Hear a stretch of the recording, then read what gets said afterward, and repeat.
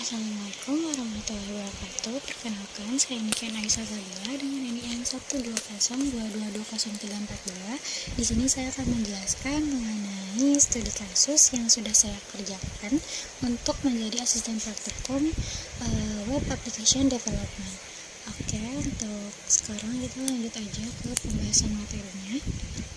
Nah, untuk langkah pertama yang sudah saya lakukan yaitu membuat database atau mengimpor file DB mahasiswa SQL ini ke dalam MySQL. Nah, nanti file ini akan membuat database dengan nama DB mahasiswa dan juga tabel mahasiswa, yang dimana tabel ini nanti akan berisikan kolom ID sebagai primary key-nya. Lalu terdapat nama, NIM, email, fakultas, jurusan. Nah, untuk nama dan NIM ini, email dan NIM ini, di sini saya buat dengan menggunakan unique supaya tidak ada data ganda. Sebenarnya kita tuh masih punya opsi lain, jadi kita bisa membuat database secara manual dan juga memasukkan query-nya sendiri. Tapi karena pada studi kasus ini kita sudah diberikan database-nya, maka lebih baik kita tinggal menyesuaikan saja sedikit lagi dan juga tinggal mengimpornya ke dalam MySQL. Oke, setelah membuat database, di sini saya mengisikan file koneksi, yang dimana file ini tuh berfungsi untuk menghubungkan atau mengkoneksikan aplikasi ini ke dalam database MySQL. Dengan di sini saya menggunakan MySQLi Connect, dan di sini ada beberapa parameternya yang digunakan untuk menghubungkan PHP dengan MySQL. Lalu di sini terdapat if koneksi, yang dimana jika koneksinya itu berhasil dilakukan, maka aplikasi itu nanti akan berjalan dengan lancar atau baik. Namun jika gagal, maka nanti akan muncul alert dan juga akan menampilkan pesan errornya.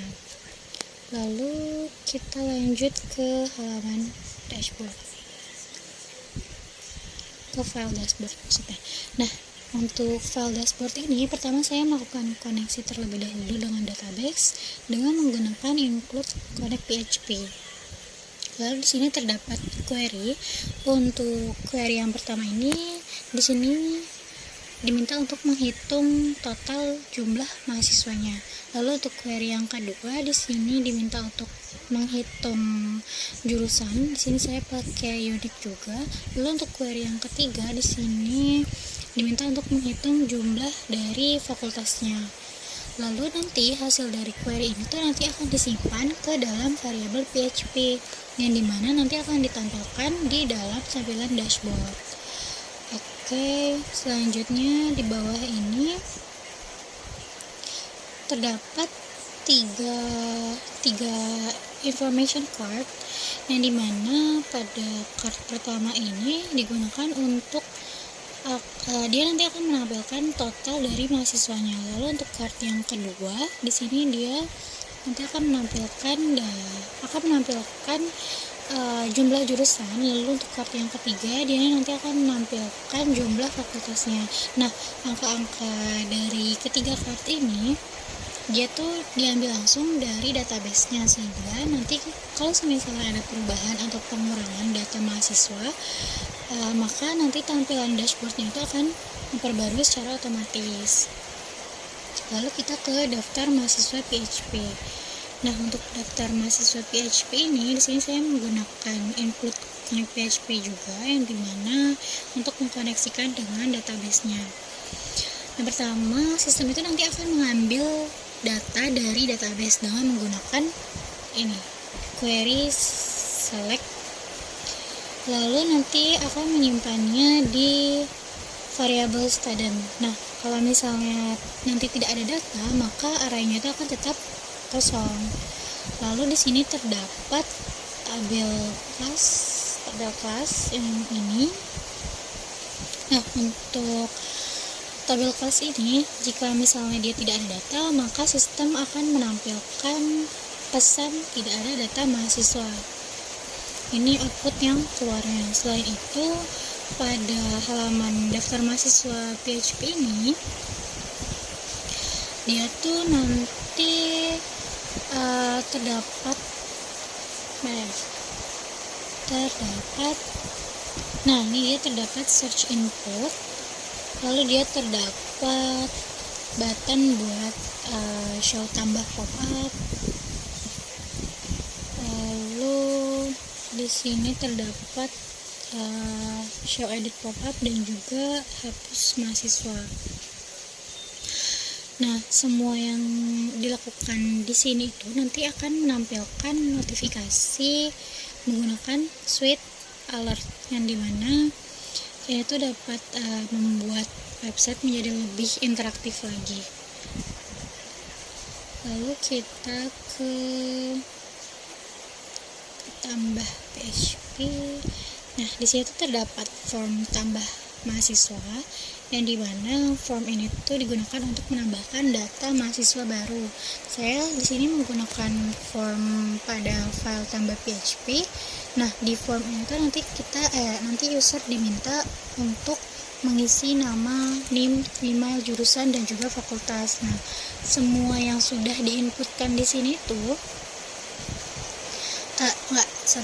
semua yang ada di sini itu wajib diisi karena bersifat required atau diwajibkan. Nah, untuk form ini tuh nanti dia akan mengirim data ke create PHP dengan metode post. Nama metode post. Lalu kita ke file create PHP. Di sini tuh ada check name, yang dimana check name ini digunakan untuk mengecek apakah name itu sudah terdaftar atau belum.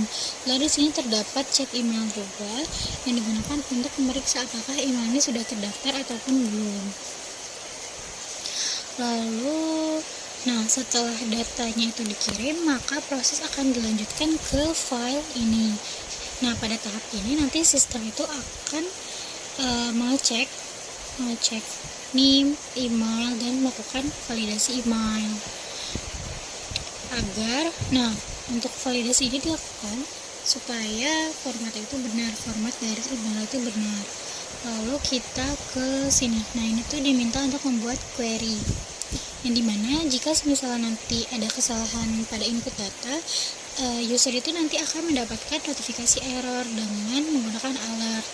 Namun jika semua datanya itu sudah valid, maka data mahasiswa baru itu nanti akan disimpan ke dalam database mahasiswa ini, dan muncul notifikasi kalau semisalnya data itu sudah berhasil ditambahkan.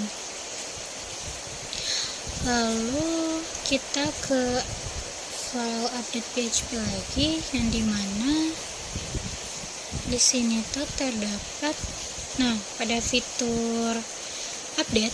Nah, sistem itu nanti pertama-tama akan memastikan bahwa data yang dikirim itu sudah benar-benar melalui tombol update. Nah, tombol update itu hanya bisa digunakan melalui request method dengan menggunakan metode post. Lalu di sini ada ambil dan bersihkan input, yang dimana di sini itu ada ini tuh nanti semuanya harus diinput, kayak ID, NIM, nama, email, jurusan, dan fakultas. Dia tuh harus diinput dan juga nantinya akan diproses untuk diambil dan dicek apakah ada data yang kosong atau tidak. Lalu di sini terdapat validasi wajib, yang dimana di sini dilakukan validasi untuk format emailnya, apakah udah benar atau belum. Lalu di sini terdapat if filter, yang dimana sebelum kita menyimpan data baru, maka sistem itu juga akan memeriksa apakah NIM atau emailnya itu sudah digunakan oleh mahasiswa lain atau belum. Lalu di sini di bawah, nah ini tuh terdapat update data. Ini tuh digunakan kalau semisal datanya itu sudah aman, maka query update itu akan dijalankan untuk mengganti data yang lama dengan data yang baru berdasarkan dari ID dari mahasiswanya itu yang tadi. Lalu kalau misalnya prosesnya itu sudah berhasil, maka nanti akan muncul notifikasi bahwa data itu sudah berhasil untuk diupdate atau diperbarui. Kalau misalnya datanya itu gagal diproses, maka nanti akan muncul alert atau menampilkan pesan error yang sesuai. Jadi nanti akan menampilkan alert gagal update data. Lanjut kita ke delete PHP. Nah, di delete PHP ini saya masih sama menggunakan connect PHP yang digunakan untuk mengkoneksikan ke database. Lalu di sini tuh terdapat hapus data mahasiswa sesuai dengan ID-nya. Nah, sistem ini nanti tuh akan menerima ID mahasiswa yang dipilih, kemudian dia tuh akan mengecek apakah data dengan ID tersebut tuh ada di database atau belum.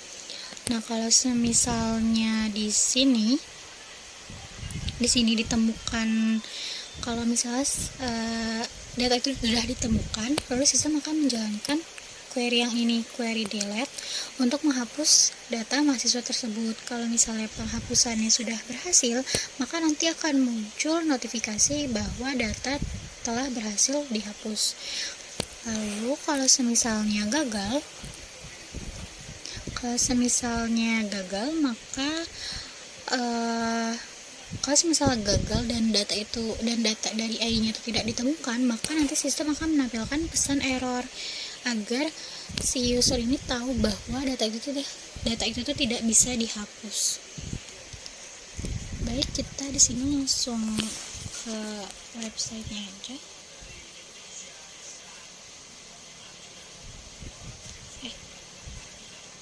Nah, ini merupakan tampilan dashboardnya. Lalu kita masuk ke daftar mahasiswa. Nah, ini beberapa data yang sudah saya input secara mandiri. Di sini kita coba dulu untuk mencari mahasiswa. Nah, untuk hasil dari pencarian ini dapat dilihat ya, outputnya ini dia sudah berhasil memfilter yang sudah kita minta. Lalu kita coba di sini untuk mengedit sebentar. Misalnya yang ini deh. Ini kita edit.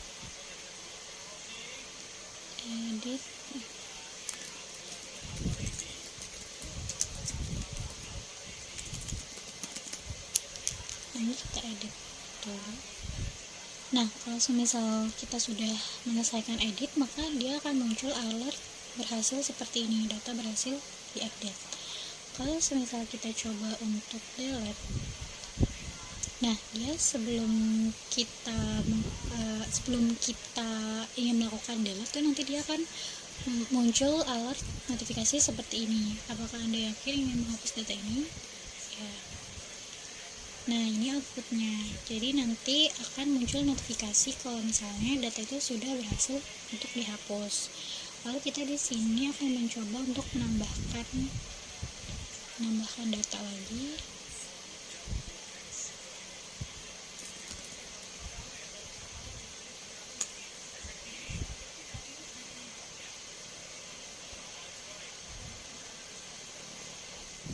Nah, ini saya sudah berhasil untuk menambahkan data dan muncul juga notifikasi seperti ini kalau misalnya data itu sudah berhasil ditambahkan.